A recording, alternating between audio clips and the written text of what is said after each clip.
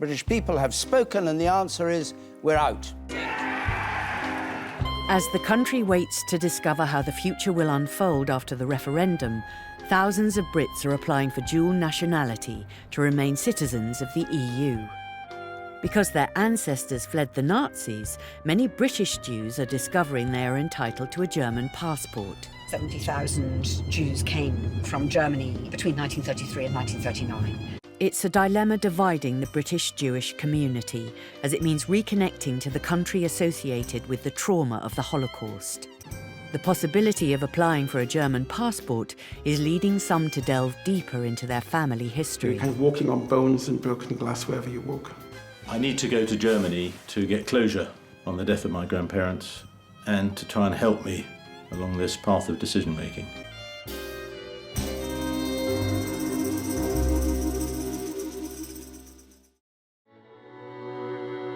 Ladies and gentlemen, it's a privilege for me to be with you today to share with you the moment when you become citizens of the United Kingdom.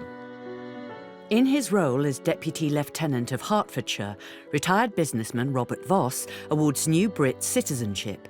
He has come full circle. His parents only became British subjects 80 years ago. My parents both escaped Nazi Germany, but unfortunately my grandparents and other members of the family perished. I have the option of applying for German citizenship through my parents, but it's something that I'm struggling to come to terms with. When I mentioned it to some of my family, they said that my late father would turn in his grave. Traumatised by their own experiences, Robert's parents did not discuss the fate of his grandparents.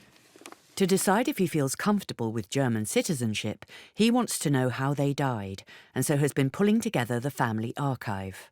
This is one of the only photos of my grandparents, Elfrida and Ferdinand, together. I'm guessing this was about the early 30s, probably just about the time that Hitler came to power. They look like a normal, happy couple. I understand my grandfather served in the First World War, for Germany, of course. They must have been and felt German through and through.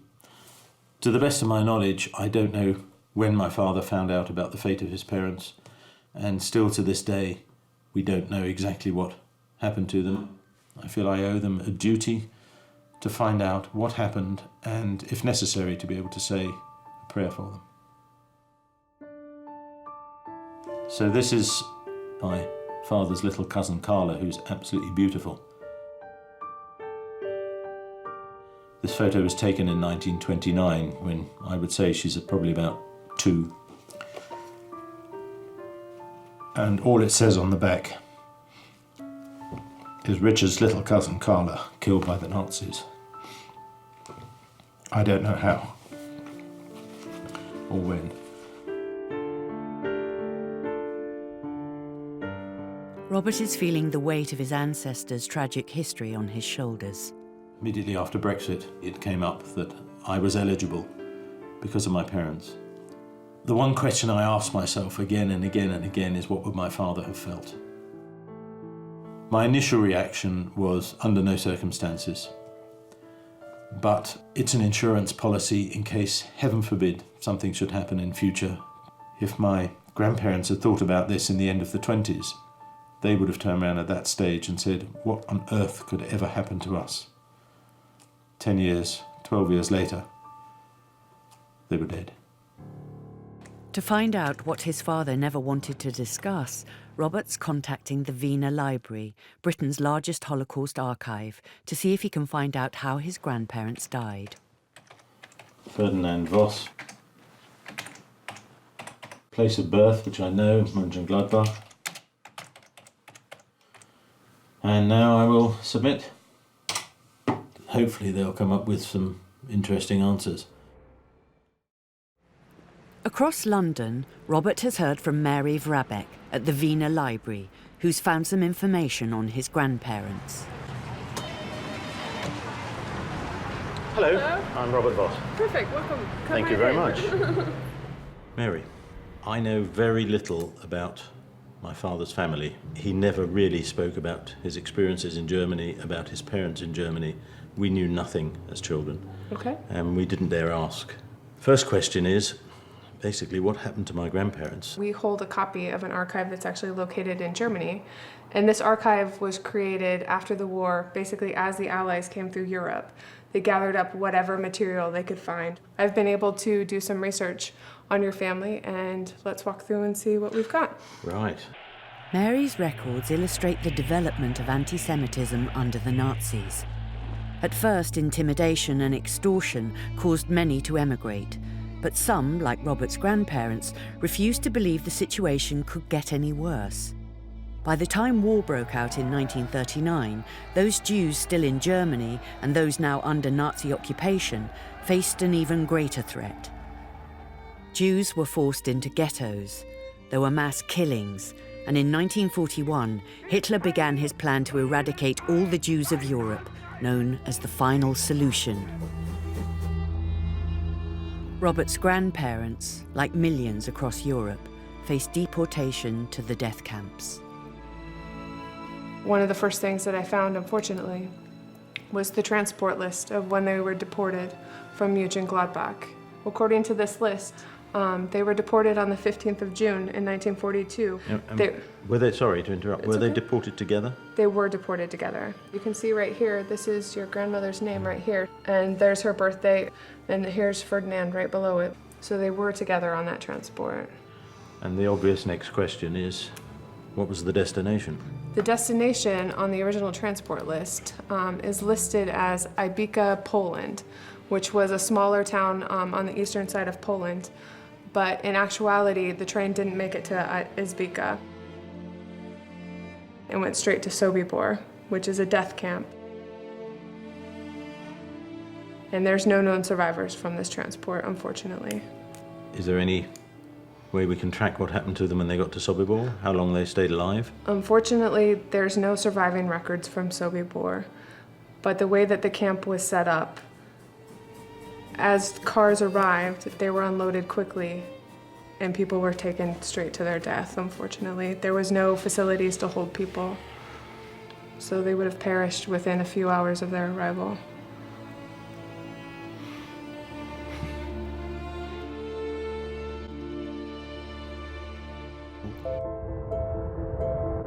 Before he decides whether or not to apply for German citizenship, Robert wants to discover more about how his grandparents were treated. He has come to Mönchengladbach in Germany, the town of his father's birth. Feeling uneasy about returning, he has asked Gunther, his father's first cousin, who fled the town in 1937, to join him. They have come to the city archives where Gerd Lammers has found evidence in the city's property records that Robert's grandparents moved address unexpectedly just a few months before deportation. So why would they have moved to, is this Hindenburger Straße? Hindenburgstraße. It was a house with many Jewish persons.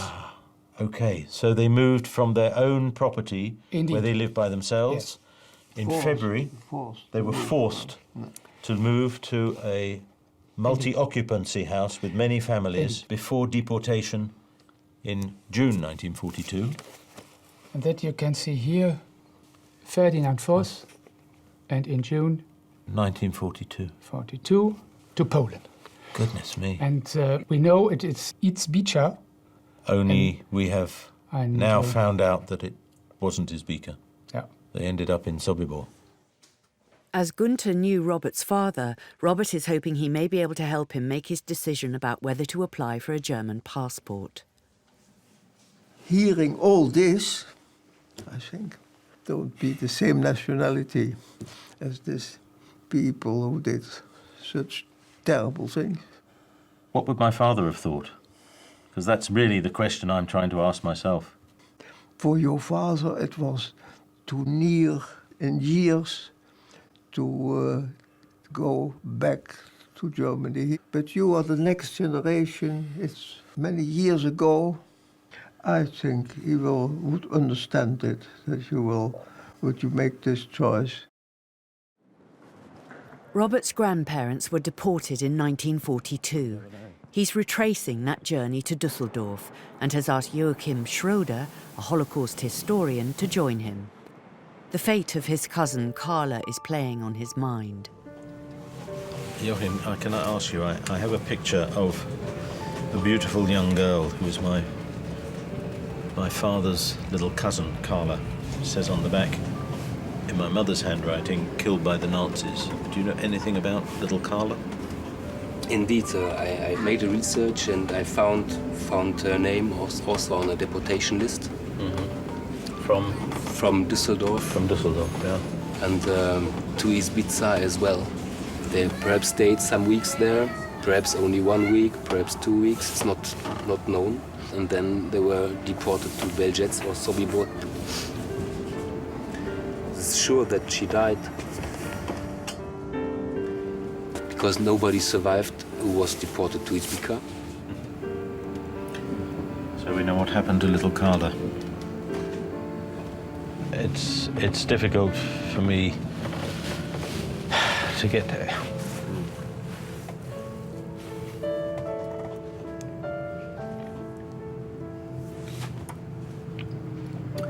To get the feeling what it must be like just to know you're on your way to your death and looking out the window for the last time. It's really unimaginable. In a sad end to Robert's journey, Joachim shows him the place Carla spent her final night in Germany.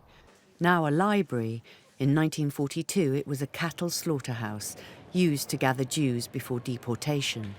A memorial has been established in a side chamber. Walter, Robert, nice to meet you. Here, Joachim introduces Robert to a British rabbi who now lives in Germany. Moving from England to Germany was quite important. My father was from Germany, refugee in 1939, age 16, sent by his parents, like some of the people here. Exactly. So for me, it felt like a circle was closing. I was offered a job in Berlin. One Walter Rothschild had to leave Germany, another Walter Rothschild came back.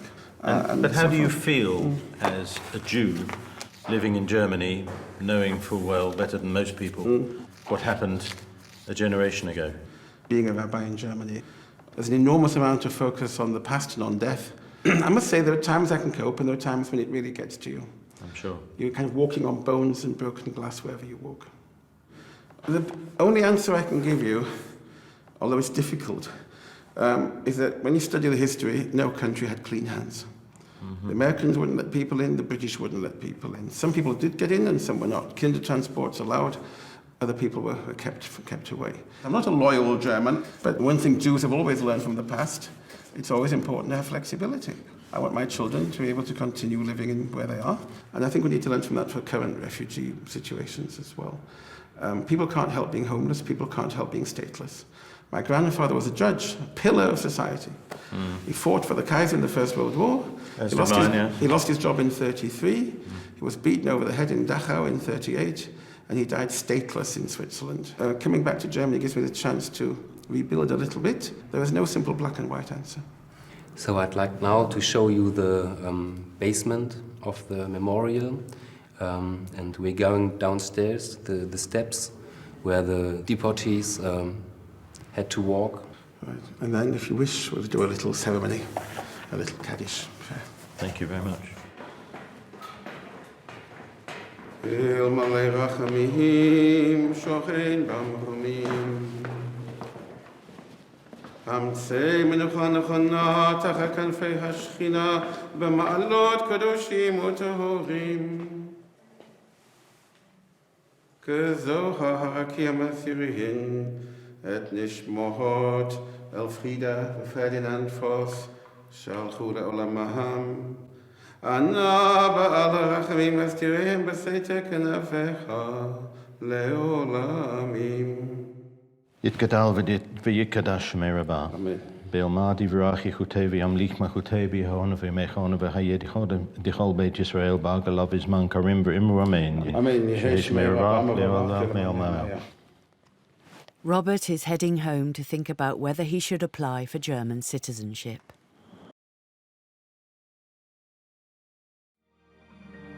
In the 2 weeks since I've been back from Germany, I've been lying awake virtually every night thinking about what I found out and what I'm going to do. I certainly can never overcome my past, my history. However, it was very interesting and inspiring to meet somebody like Joachim, and it showed me that the next generation have a desire really to heal any wounds that are still left open. I still feel as I'm mourning, and therefore it would be difficult to walk in tomorrow to the German embassy and ask to take up German nationality.